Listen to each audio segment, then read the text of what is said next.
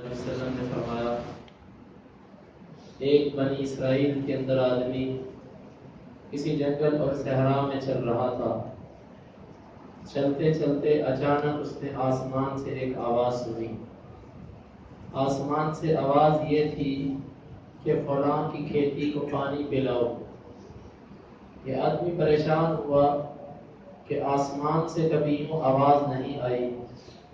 پھر اس نے اچانک آسمان کی طرف جب دیکھا تو ایک بدری وہ جمع ہوئی اور وہ ایک پہاڑ پر برسی. پہاڑ پر برسنے کے بعد وہ ندیوں کی شکل میں بہتی ہوئی ایک سمت چل پڑی. یہ بندہ بھی اس پانی کے پیچھے پیچھے چل پڑا کہ یہ پانی کہاں تک جاتا ہے. اچانک اس نے دیکھا کہ ایک شخص اپنی کسائی کودال پکڑے ہوئے پانی کے لیے رستہ صاف کر رہا ہے. جس طرح کہ اس کو پہلے سے معلوم ہے کہ پانی آنے والا ہے. اس بندے کا تجسس اور بڑھ گیا. اس نے اس شخص سے کہا کہ آپ کا نام کیا ہے؟ اس نے کہا میرا نام فلاں ہے. وہ بے اختیار بول پڑا یہ تو وہی نام ہے جو میں نے آسمان سے سنا تھا. اس نے کہا کہ تیرا عمل کیا ہے؟ اب وہ کھیتی والا سمجھ گیا کہ معاملہ کچھ مختلف معلوم ہوتا ہے. اس نے کہا کہ اگر آپ نے میرا عمل پوچھا ہے تو سنیے. میرا عمل یہ ہے کہ میں اپنی فصل جو زمین سے نکلتی ہے اس کو میں 3 حصوں میں تقسیم کرتا ہوں. ایک حصہ میں اپنے اور اپنے بچوں کے کھانے کے لیے رکھتا ہوں.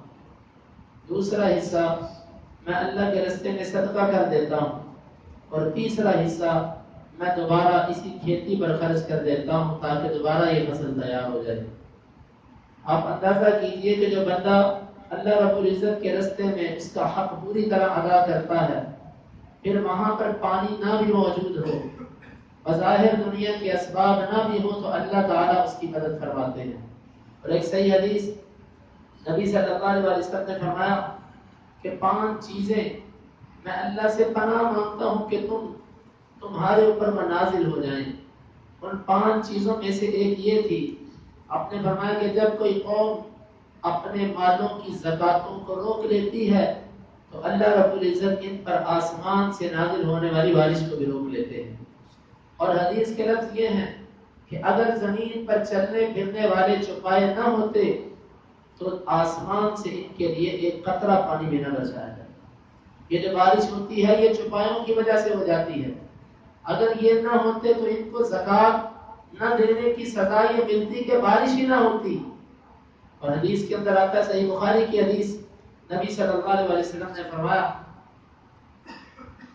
امرت ان اقاتل الناس حتى يشهدوا ان لا الہ الا اللہ وان محمد رسول اللہ.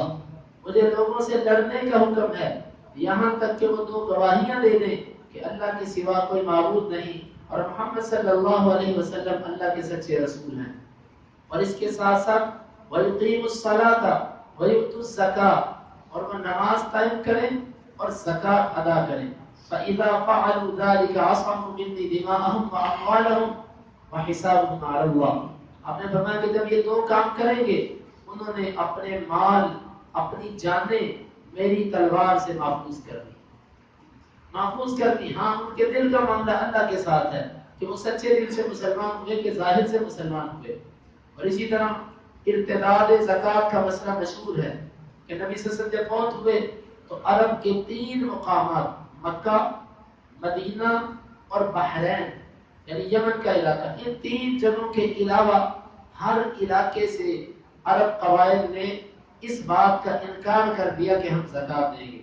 ابو بکر صدیق رضی اللہ عنہ اللہ نے ان کی شرح صدر ایسی کی انہوں نے یمن سے مجاہدین کو بلوایا.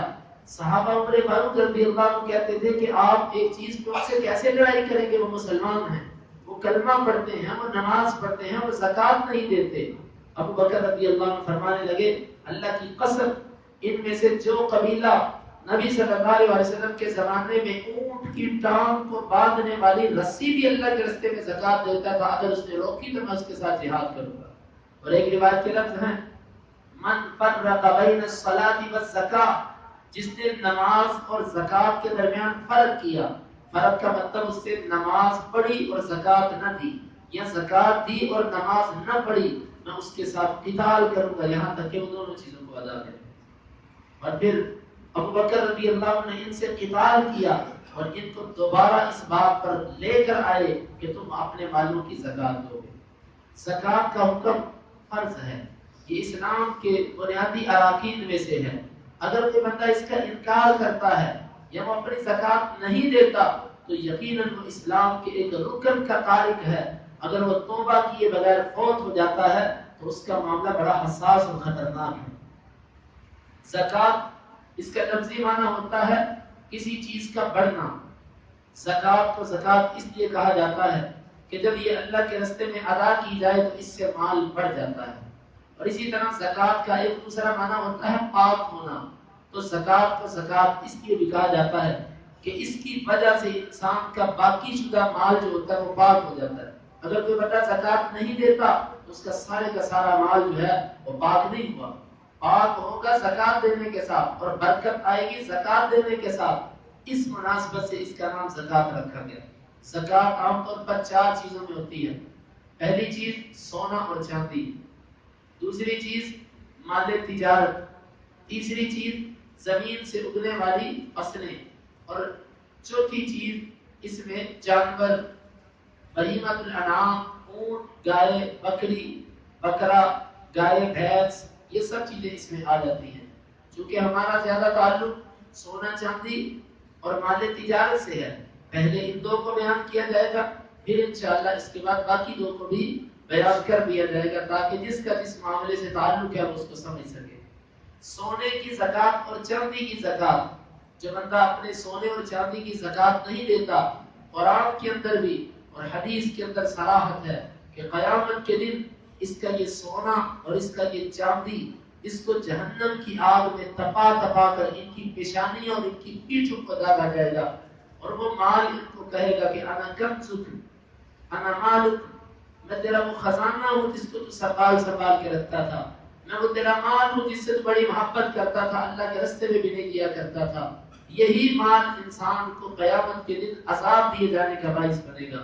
سونے کا نصاب حدیث کے اندر آتا ہے، علی رضی اللہ عنہ اس کے راوی ہیں، نبی صلی اللہ علیہ وسلم نے فرمایا کہ جب تیرے پاس 20 دینار ہو تو اس میں سے دینار کا نصف حصہ یعنی 40واں حصہ تو اللہ کے راستے میں زکات دے گا.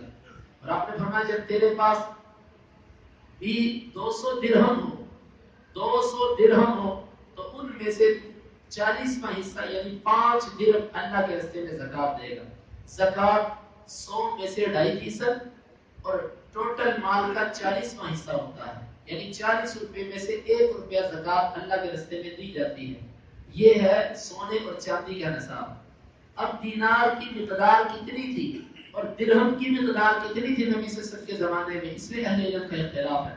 آسان لفظوں میں یوں سمجھ لیجئے کہ جس بندے کے پاس تقریباً 7 تولے سونا ہو، تقریباً 7 تولے، اور جس بندے کے پاس تقریباً 50 تولے کے قریب چاندی ہو، اس بندے پر یہ بنتا ہے کہ وہ اپنے مال کا 40واں حصہ وہ اللہ کے راستے میں زکات دے. تو اس طریقے سے کہ وہ اپنے سونے کو ماشوں میں تقسیم کر دے، گراموں میں تقسیم کر دے، بس جتنے گرام بنے اس کا 40واں حصہ نکال کے وہ اللہ کے راستے میں زکات دے دے. مثلا کسی بندے کے پاس 7.5 تولے سونا ہے تو 7.5 تولے کے اعتبار سے اس کے جو گرام بنتے ہیں وہ تقریباً 90 بنتے ہیں، 90 گرام. تو اس میں سے اب یہ 2.25 گرام تولے اس کی زکات بنتی ہے. چاندی کا مال بھی اگر کسی کے پاس اتنی چاندی ہے تو وہ اس کو دے گا، یعنی کہ 40واں حصہ اپنی ٹوٹل چاندی کا 40واں حصہ وہ اللہ کے راستے میں زکات دے گا. لیکن ہمارے پاس تو نقدی زیادہ ہوتی ہے اور سونا چاندی کم ہوتا ہے. نقدی کا اعتبار اہل علم نے چاندی پر کیا ہے. جس بندے کے پاس اتنے روپے ہوں کہ جتنے سے 52.5 تولے یا 50 تولے چاندی خریدی جا سکتی ہو، اس بندے پر اپنے مال کا 40واں حصہ زکات دینا لازم ہے. لیکن ان تینوں چیزوں کے لیے شرط ہے کہ 1 سال سے وہ آپ کی ملکیت میں. اگر سال سے کم ہے تو آپ پر زکات فرض نہیں ہوئی لیکن آپ پیش کی زکات دے سکتے ہیں. مطلب رمضان کا مہینہ آپ کو پتہ صدقہ خیرات کرنے کا اجر زیادہ ہے. میری زکات بنتی ہے مثال کے طور پہ اکتوبر میں، نومبر میں، دسمبر میں، تو بہتر ہے کہ میں رمضان میں دے دوں تاکہ میرا اجر بڑھ جائے. تو یہ جائز ہے، پیش کی زکات بھی دی جا سکتی ہے. اس کے لیے شرط یہ ہے کہ مال آپ کی ملکیت ہو اور دوسرا 1 سال اس کو گزر چکا ہو. آپ کے پاس سونا ہے تو اس کا میں نے بیان کیا تقریباً 7 تولے کے قریب، چاندی ہے تقریباً 50 تولے کے قریب، اور اگر آپ کے پاس نقدی ہے تو 50 تولے چاندی کے برابر نقدی تقریباً 60-70 ہزار جتنے بھی یہ بنتے ہیں، اتنے روپے میں سے 40واں حصہ جو ہے وہ آپ اللہ کے راستے میں زکات دیں گے. پھر سے بڑھ کے مال جتنا زیادہ آپ خود اندازہ لگائیں کہ اس مال کا 40واں حصہ آپ اللہ رب العزت کے راستے میں زکات دیں گے. یہ طریقہ ہے سونے اور چاندی کے زکات دینے کا. اگر آپ نے کسی کو قرض دے رکھے ہیں کچھ پیسے، ظاہر طور پہ آپ کی کافی خطیر رقم ہے، آپ نے کسی کو قرض دیے تھے، حالانکہ اس پر آپ نے زکات دینی ہے کہ نہیں دینی، اس میں اگر راجح آپ ان پیسوں کے آنے کا انتظار کیجیے، کیونکہ جب تک آپ کی قبضے میں وہ پیسے نہیں آ جاتے آپ اس کی زکات نہیں دے سکتے. دینے کو تو آپ دے سکتے ہیں لیکن آپ پر لازم نہیں بنتی اس وقت تک. بعض دفعہ ایسے ہوتا ہے کہ انسان کو یقین ہوتا ہے کہ میرے یہ پیسے آنے والے ہیں، یہ خام مجھے ملیں گے. اگر ایسی صورت ہے کہ آپ کو پورا یقین ہے کہ پیسے ملنے والے فلاں تاریخ کو، پھر اس کی زکات دی جا سکتی ہے. صورت دیگر جس قرضے کی ادائیگی دور ہے یا جس کی مدت مقرر نہیں ہے، جس میں انسان کو شک اور شبہ ہے، تو اس صورت میں بہتر یہ ہے کہ وہ قرض کے واپس آنے کا انتظار کرے. جب اس کے پاس وہ قرض آ جائے پھر وہ اس میں سے اللہ رب العزت کے راستے میں زکات دے گا. تو یہ بنی زکات سونے اور چاندی اور نقدی کی. رمضان المبارک کا آج 4تھا دن ہے.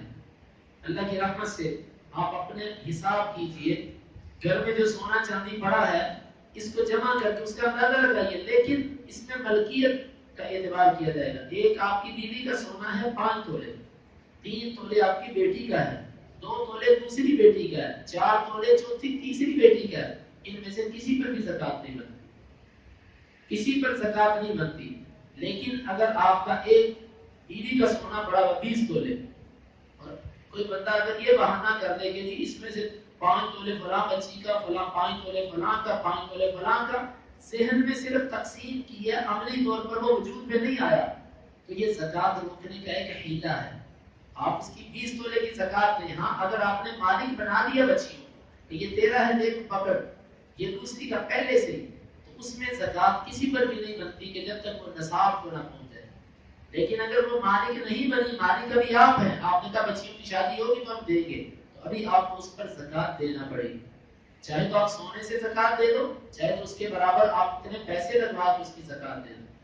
لیکن ایک مسئلہ کہ اس سے کم کسی کے پاس سونا ہو 3 تولے 4 تولے، یا کم کسی کے پاس پیسے ہو 50,000 40,000 30,000، حالانکہ وہ زکات دے سکتا ہے کہ نہیں دے سکتا. تو حدیث کے اندر وضاحت ہے کہ اس سے کم اگر کسی کا مال ہو وہ اپنی مرضی سے زکات دینا چاہے تو دے سکتا ہے. ایک اجر ہے، ایک نیکی ہے، ایک ثواب ہے. اسلام نے جو پابندی نہیں لگائی، لیکن فرض آپ پر زکات اس وقت ہوگی کہ جب وہ نصاب کو پہنچ جائے گی. اگر وہ نصاب کو نہیں پہنچی تو اس سے پہلے آپ چاہیں تو اس میں سے زکات دے سکتے. مال تجارت کا اعتبار اس طرح کیا جائے گا کہ سال کے شروع اور سال کے آخر میں اندازہ لگایا جائے گا کہ میرے پاس اتنا مال تجارت تھا، جتنا مال تھا سال کے شروع میں اور سال کے آخر میں. مثال کے طور پہ سال کے شروع میں میرے پاس مال تھا 20 لاکھ کا، تجارت کی اللہ تعالیٰ نے اس کو 25 لاکھ کا کر دیا، تو اب آپ نے زکات 25 لاکھ کی لینی ہے. ایک سوال پیدا ہوتا ہے کہ نصاب کے لیے تو لازم ہے کہ اس پر 1 سال گزرا ہو، تو جو میں نے پراپرٹ حاصل کیا ہے اس کو تو 1 سال نہیں گزرا، تو اس کے اوپر میں کیسے زکات دے دوں؟ تو یاد رکھیے کہ جو ثمرۃ المال ہوتا ہے، مال سے جو انسان کو فائدہ حاصل ہوتا ہے، یہ فائدہ اسی مال کے حکم میں ہوتا ہے جس سے آپ نے فائدہ حاصل کیا. یعنی 20 لاکھ تو آپ کے پاس 1 سال گزر چکا تھا، بعد میں عین زکات کا جب موقع آیا تو تو آپ کو اس سے 5 لاکھ روپے مزید منافع مل گیا. تو اب یہ جو منافع ہے یہ بھی اصل مال کے حکم ہے. اس کی دلیل حدیث سے یوں ہے، نبی صلی اللہ علیہ وسلم نے فرمایا کہ اگر کسی بندے کے پاس 39 بکریاں ہیں، یہ جانوروں کا نصاب کل بیان کیا جائے گا، 39 بکریاں ہیں 39، اب 40 بکریوں پر ایک بکری زکات بنتی ہے. اگر کسی بندے کے پاس ایک کم 40 بکریاں ہیں ذاتی تو اس کے اوپر زکات نہیں بنتی. ہاں جب 40 ہو جائیں گے پھر زکات بن جائے گی. آپ نے فرمایا کہ اب 39 بکریاں ہیں، اس کا سال گزر گیا، سال گزرنے کو جب عین زکات کا وقت آیا تو اگر کسی بکری نے بچہ جنم دے دیا تو اب اس بچے کو ملا کے اس کے 40 ہو گئے، اب یہ زکات دے گا. حالانکہ وہ جو بچہ پیدا ہوا اس کو 1 سال نہیں گزرا، اولاد حول ابھی نہیں ہوا 1 سال والا. اس لیے یہی سے اہل علم کا استدلال ہے کہ ثمرۃ المال، مال سے جو پرافٹ حاصل ہوتا ہے یہ بھی اصل راس اور اصل رقم ہی اعتبار کیا جاتا ہے. اس لیے ہر بندہ اپنے کاروبار کا اندازہ لگائے، اور عام طور پر کاروباری قرضے تو چلتے رہتے ہیں، یہ لین دین ہوتی رہتی ہے. آپ مجموعی طور پہ اندازہ لگائیں کہ آپ کتنی مالیت کے مالک ہیں، کتنا مال ہے آپ کے پاس، تو آپ اس میں سے جتنا نصاب بنتا ہے آپ اس کی زکات اللہ کے راستے میں دیں. اس کا فائدہ یہ ہوگا کہ اللہ رب العزت آپ پر مالی مشکلات، پریشانیاں، مصیبتیں، گھر کے اندر تکلیفیں بلائیں، اللہ تعالیٰ ان ہر ایک کو آپ سے دور کر دے گا زکات دینے کی برکت سے. مسلمانوں خوشی سے اپنے مالوں کی اللہ کے راستے میں زکات نکالو، اللہ کے راستے میں اس کو خرچ کرو. کل انشاءاللہ یہ بیان کیا جائے گا، ایک تو جانوروں کی زکات، زمین سے عشر، اور ساتھ ساتھ یہ مسئلہ بیان کیا جائے گا کہ زکات کے مصارف کون کون سے، زکات کن کن جگہوں پر خرچ کی جائے گی. یہ انشاءاللہ العزیز یہ کل کے درس میں آئے گا. اللہ رب العزت سے دعا ہے کہ اللہ تعالیٰ اس میں عمل کی توفیق عطا فرمائے. اور آج ظہر کی نماز سے انشاءاللہ ہم روزانہ ظہر کی نماز کے بعد تقریباً 5 سے 7 منٹ کا درس ہوگا عقیدے پر. یہ 20 سے 22 دن چلے گا. عقیدے کے مسائل ہم بیان کریں گے کہ عقیدہ کیا ہوتا ہے، عقیدہ کیوں ضروری ہے، اور ایک مسلمان کا عقیدہ کیا ہونا چاہیے. اللہ رب العزت سے دعا ہے کہ اللہ تعالیٰ اس پہ عمل کی توفیق عطا فرمائے. اللهم انفعنا بما علمتنا وعلمنا ما ينفعنا وزدنا علما. اللهم اقسم لنا من خشيتك ما يحول بيننا وبين معاصيك، ومن طاعتك ما تبلغنا به جنتك، ومن اليقين ما تهون به علينا مصائب الدنيا. متعنا اللهم بأسماعنا وأبصارنا وقوتنا أبدا ما أحييتنا، واجعله الوارث منا، واجعل ثارنا على من ظلمنا، ولا تجعل مصيبتنا في ديننا، ولا تجعل الدنيا أكبر همنا ولا مبلغ علمنا، ولا تسلط علينا من لا يرحمنا. اللهم إني عبدك وابن عبدك وابن أمتك، ناصيتي بيدك، ماض في حكمك، عدل في قضاءك. أسألك بكل اسم هو لك سميت به نفسك، أو أنزلته في كتابك، أو علمته أحدا من خلقك، أو استأثرت به في علم الغيب عندك، أن تجعل القرآن ربيع قلبي ونور صدري وجلاء حزني وذهاب همي. وآخر دعوانا أن الحمد لله رب العالمين.